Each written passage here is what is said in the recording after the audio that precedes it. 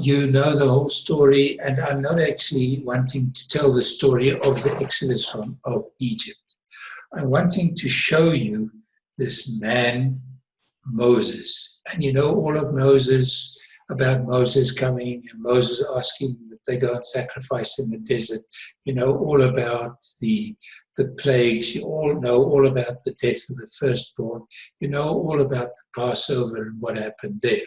But all of this took place in terms of Moses heard the voice of the Father. He obeyed it, and it was counted to him as righteousness.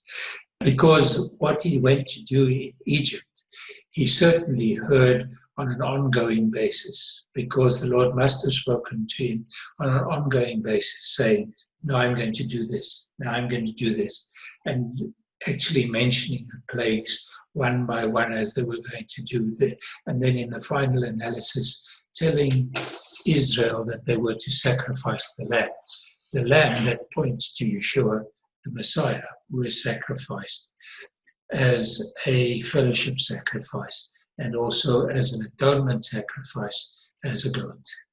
Now, what had happened now is Israel as a nation had moved around the large horn of the Red Sea and had moved south into the area between the two horns of the Red Sea. And then Egypt, the Pharaoh, came after them. And you will understand their dilemma, because there was nowhere that they could go, because they were in this fork of the Red Sea, so as to speak. And then in that situation, obviously the Egyptians thought that this was the end. And then Moses heard the voice again.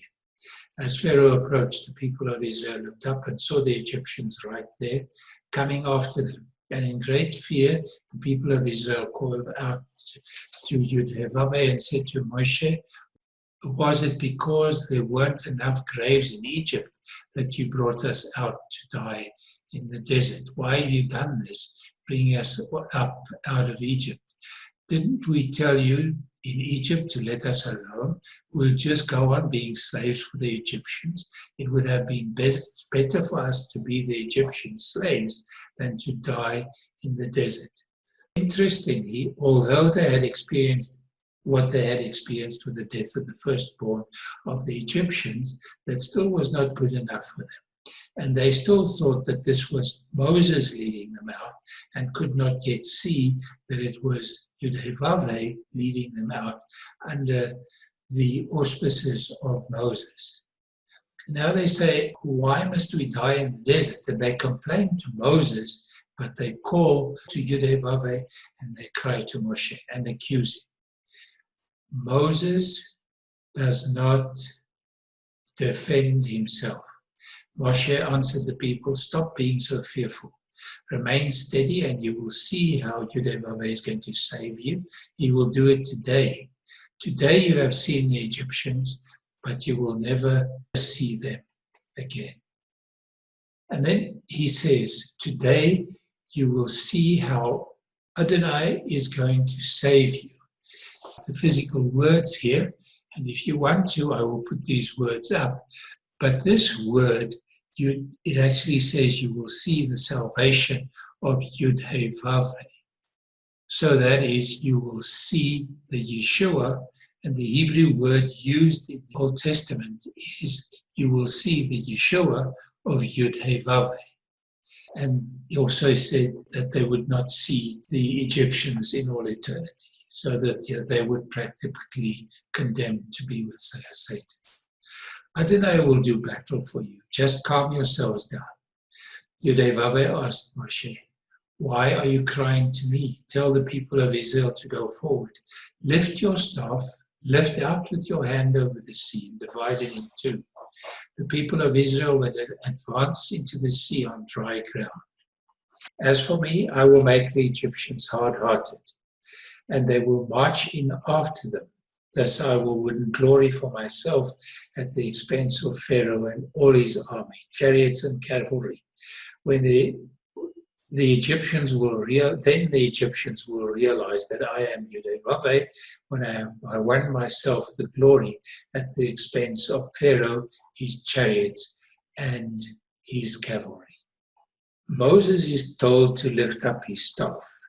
Moses' staff is an interesting phenomenon. The first time we read about Moses' staff is when Moses is told to throw his staff on the ground at the burning bush. He does so and it turns into a snake. We need to understand that the staff of ancient people was carefully carved with the history of the person whose staff it was. Therefore, Moses' staff was carved with 80 years of history. And he throws this staff, which actually represents his character, onto the ground, and it becomes a snake. He catches it, and he is told to take it by the tail, which is the most dangerous thing to do to a snake. He does it. He grabs his character by its tail, and it turns into a staff again. Thereafter, he shows this to Aaron once, and it is Aaron that throws down his staff because something had changed in Moses' staff. No longer was his character that of a snake, but his character was solid. At the Red Sea, the Father says, lift up your staff, lift up your sinlessness and your righteousness over the sea. The sinlessness and righteousness that I gave you in terms of the Ruach that is in you, in terms of Yeshua's execution, who heard the voice of the Spirit, obeyed it, and was counted to him as righteousness, divided, and then he will give the outcome. So Moses hears the voice, and in this instance, he has to trust, because he has to trust that when he lifts up the staff, it will be something will change in the physical dimension, because no longer is it something in him that is going to change, but something outside of him. Next, the angel of Elohim was going ahead of the camp of Israel, moved away and went behind them. And the column of cloud moved away from in front of them and stood behind them. It stationed itself between the camp of Egypt and the camp of Israel. There was cloud and darkness there, but light by night there, so that no one did not come near the other all night long. Moshe reached his hand out of this, over the sea, and Yudevave caused the sea to go back before a strong east wind all night. He made the sea become dry land, and its water was divided in two. Then the people of Israel went into the sea on dry ground, with the water walled up for them on their right and on their left. So again, here is the angel of Elohim, Yeshua himself. So the leader of whatever Yud-Heh-Vav-Heh does always is Yeshua, whether it is before his physical appearance or after it. And he moves in between the Egyptians and the Israelites. And he does something that comes from creation.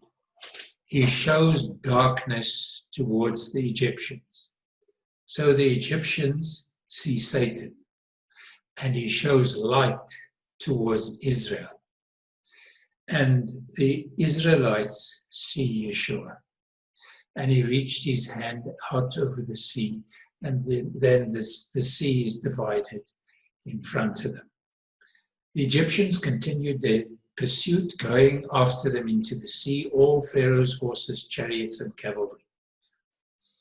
I would have said that I have a military background, so I think that this was really bad info, and this was bad strategy and planning and tactics, because how would that water remain standing if it stood for the Israelites? Just before dawn, Yud-Heh-Vav-Heh looked out on the Egyptian army through the column of fire and cloud and threw them into a panic.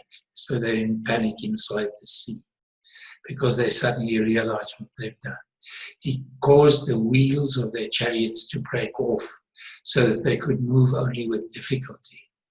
The Egyptians said, Yud-Heh-Vav-Heh is fighting for Israel against the Egyptians. Let's get away from them. Adonai said to Moshe, reach your hand out over the sea, and the water will turn and cover the Egyptians with their chariots and cavalry. Moshe reached his hand out over the sea, and by dawn the sea had returned to its former depth. The Egyptians tried to flee, but Adonai swept them into the sea. So the angel of Elohim, against Yeshua, breaks the chariots. And Moses, through his obedience, because God said to him, Yudevave said to Moshe, he didn't appear, reach your hand out over the sea. And the sea was closed and the army destroyed.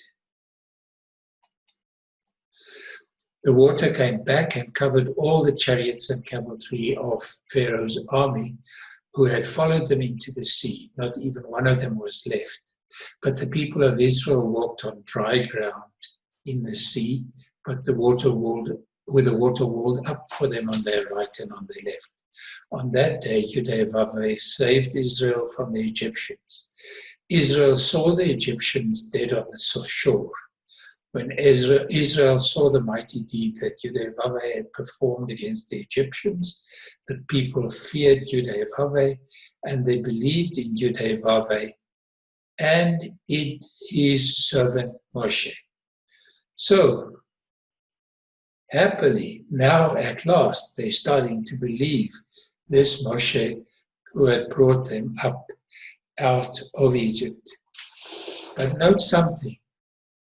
Moses did not defend himself when they accused him that he had brought them out to die in the desert.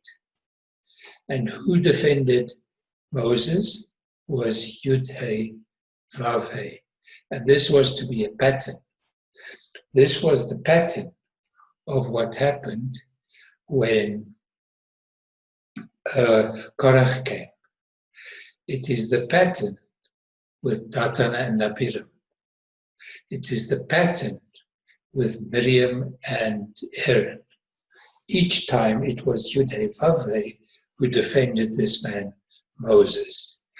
And the Hebrew interpretation of what meekness is, because the Hebrew Moses is called the meekest of all men who lived, along with Yeshua also was the meekest of all men who lived. But he led 600,000 Jews out of Egypt, and you saw what trouble he had in the process. That doesn't mean that Moses was a pushover. So it does not mean that Moses was a weak man. He was a very, very strong man, but he did not defend himself. And in that way, he was meek. He did not attack back when people attacked him. And he allowed the Lord to protect him. Moses' obedience closed the sea and the army was destroyed. Once again, he heard the voice, he obeyed it. It was counted to him as righteousness, and the Lord did what he had promised to do. I realized something for the first time, and that is the fact that Elohim made the Egyptians see the darkness while the Israelites saw the light.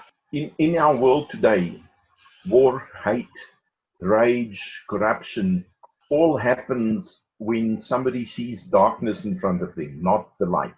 It was in fact necessary for Abba to hide the light from the Egyptians because they would have lost their hate and stopped their warlike pursuit had they seen the light being Yeshua, of course. And I'm reading this on my phone as we're talking. Abba quite literally hid the light from them so that they could continue their pursuit. Yes. And the camp of Israel, and it was a cloud and darkness to them, but it gave light by night to these. So it was darkness to the Egyptians and light to the Israelites. So the Israelites could live in peace and belief and not fear and anger. And the Egyptians had hate and pursuit and anger in them because all that they saw was darkness. But the light is right there in the scriptures. Yes, but we just read over it, man. They're in the desert, so they sort of forgot now about the parting of the Red Sea. There in the desert, the whole community of the people of Israel grumbled against Moshe and Aaron. The people of Israel said to them, we wish Yudevave had used his own hand to kill us off in Egypt. There we used to sit around the pots with the meat boiling, and we had as much food as we wanted. But you have taken us out into this desert and let this whole assembly starve to death. Adonai said to Moses, here, I will cause bread to rain down from heaven for you. The people are to go out and gather a day's ration every day. By this I will test whether they will observe my Torah or not. He's saying, I'll feed them, and Moses does not defend. He talks to Yudevave. Yudevave promises the manna. Moshe and Aaron said to all the people of Israel, this evening you will realize that it has been Adonai, Yudevave, who brought you out of Egypt. And in the morning you will see Yudevave's glory, for he has listened to your grumblings against Yudevave. What are we that you should grumble against us? So here Moses is saying, the one who led you out and brought you here, brought you through the sea, is not me. I am not a miracle maker. And you're acting towards me as though I am the miracle maker who brought you here. I am not that miracle maker. Don't grumble against us. Moshe ended, what I have said will happen when Yudevave gives you meat to eat this evening and you feed of bread tomorrow morning. Yudevave has listened to your complaints and grumblings against him. What are we? Your grumblings are not against us, but against Yudevave. He calls it Yudevave's business, and he places Israel in Yudevave's hands. So this will be one of the most important characteristics of anyone who comes up as a leader under these circumstances, because it is going to be very dangerous. And that person will come up against exactly the same stuff from the Christians. That evening, quails came up and covered the camp, while in the morning there was a layer of dew all around. When the dew had evaporated, there on the surface of the desert was a fine flaky substance, as fine as frost on the ground. When the people of Israel saw it, they asked each other, Manhu, what is it? Because they did not know what it was. Moshe answered them, it is the bread which Yudevave has given you to eat. Here is what Yudevave has ordered. Each man is to gather according to his appetite.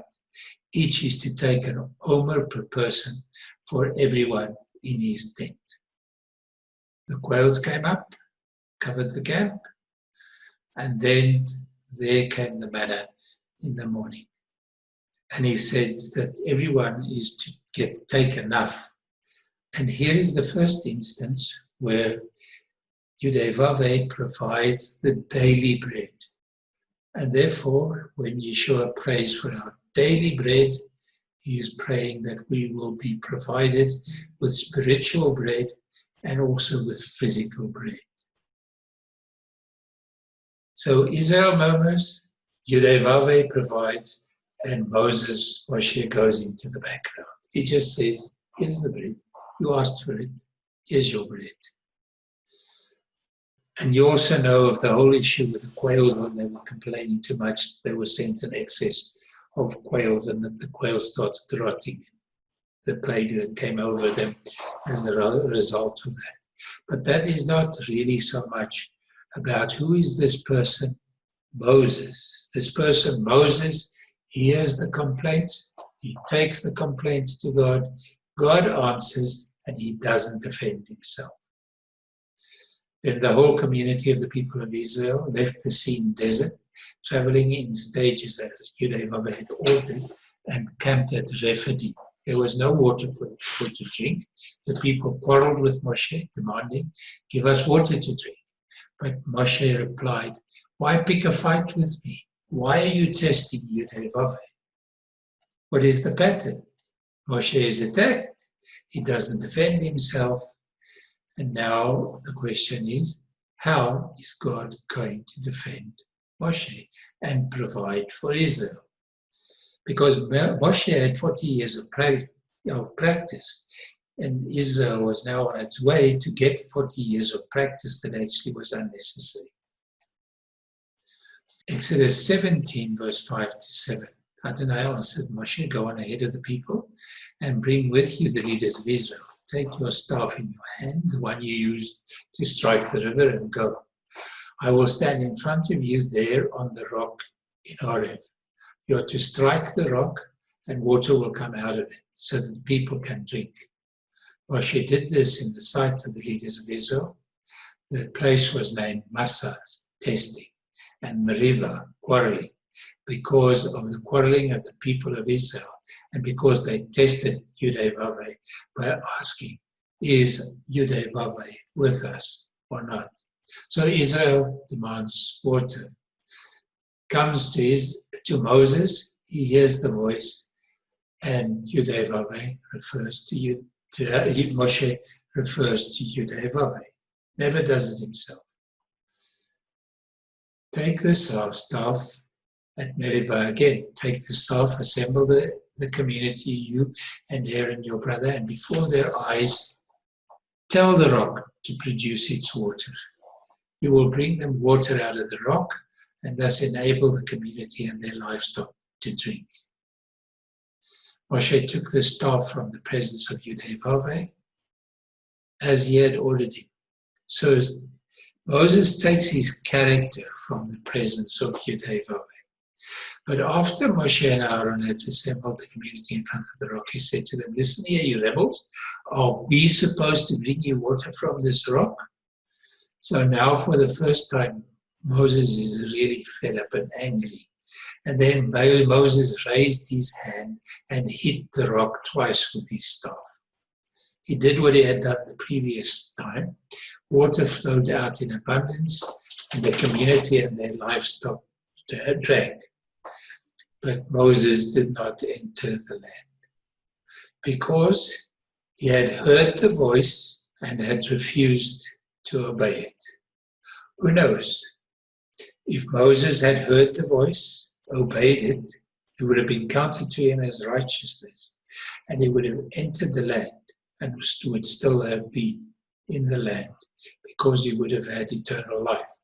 You see what Moshe did here is he listened to the other voice, the voice that said, what's in it for you?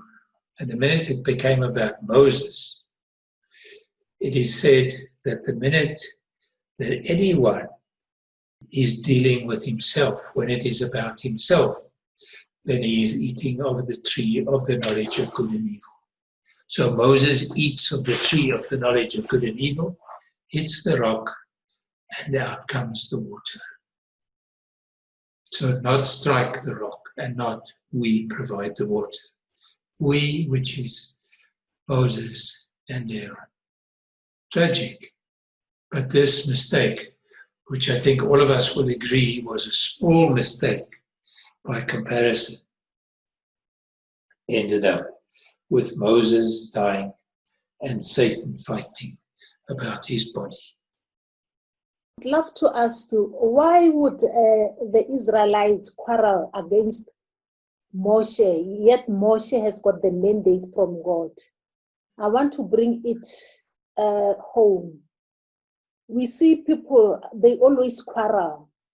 They always have this problem with their leader, especially people whom God has given them a mandate like Moses. How does that happen?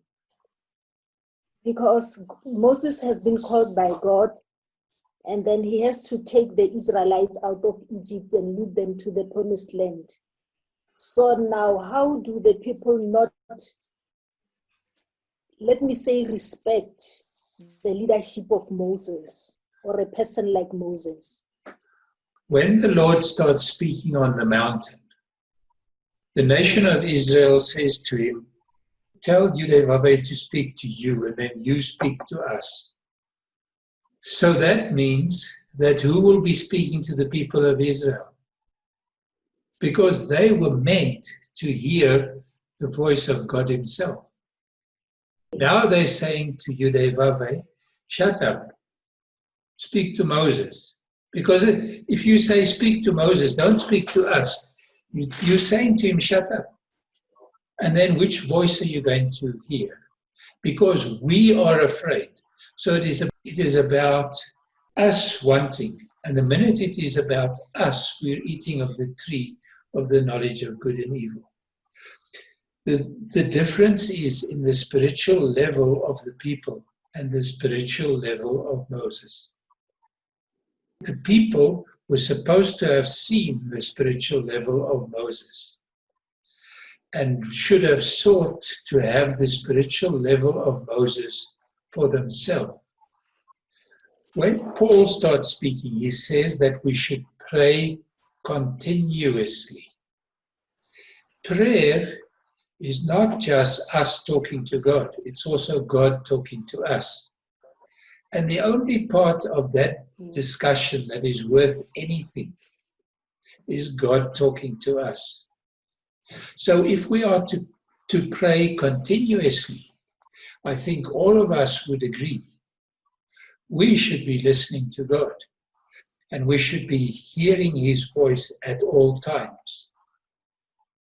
So if we are to hear his voice at all times, we are to make very sure that it is not about us. The minute it is about us, if we want health, if we want prosperity, if we want peace, if we want a good country, what do we want? It's what we want. The question is not what we want. The question is what he wants. And he will provide people, because I don't believe that this can happen with a single person for South Africa at all. He will provide people to lead this nation, to hear the voice and obey it, for it to be counted to them as righteousness.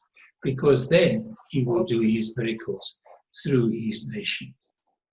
This verse about striking the rock twice is for me so amazing because it says a lot about the character of the God that we serve. We understand now that Moses was at that point listening to the adversary, not to the voice of God. And after he struck the rock the first time, nothing happened.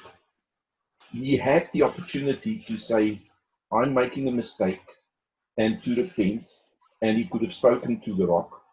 But he was so mad that he strikes the rock the second time. And see what Adonai does. Even though if it were me, I would have said, no, you're not doing what I told you. I'm not going to give you what you asked.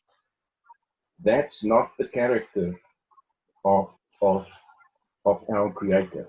He actually, you could almost say, goes against his own word and gives the water. And the only person that suffers because of the not listening is Moses, not the whole nation. Yes. There is, of course, also the truth that if after striking the second time water did not spring forth, it would have destroyed Moses' ability to lead the nation. Because he would have stood there red-faced saying, oh, I didn't listen, So what Abba did there with that little word twice, to me, is so amazing and tells me so much about his character. But in the end, if we don't listen, there are consequences. But Yudevave said to Moshe, that's verse 12, and Aaron, because you did not trust in me so as to cause me to be regarded as holy by the people of Israel, you will not bring this community into the land I have given them. This is Meribah spring, disputation spring, where the people of Israel disputed with Yudevave, and he was caused to be regarded as holy by them. So Moses takes honor for water. He ignores the rock, strikes it twice, and whereas he was sent to bring Israel into the land, he cannot do it anymore.